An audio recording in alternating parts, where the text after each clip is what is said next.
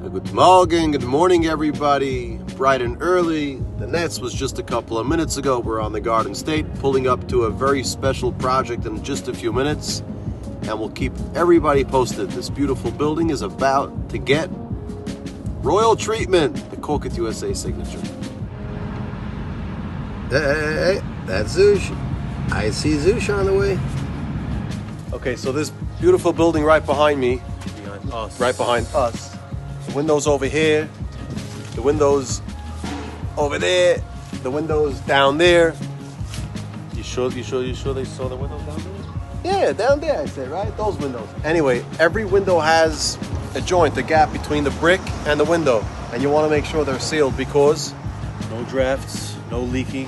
Exactly, rodent, moisture, all those, yeah, buggies. So we're gonna make sure that those are properly sealed. You can have, hold on, you see one of our expert caulkers over there, another expert caulker over there. Gonna leave our signature on this beautiful building, right? Brick to brick, brick to stucco, brick to the what is it called? Any two materials. It's called a window. It's called a window. Ventana in Spanish. Ventana? Yeah, ventanas. Sí. Let me show you one of the windows, what it looks like before it's caulked. Okay, so right here. Okay, I'm gonna try to zoom in and drop. But where the brick meets the window frame, it may be a little hard to see on the phone. Hey Zush, it's totally open. So water gets in there, drafts, air makes it in there. It comes out through the sides of the window.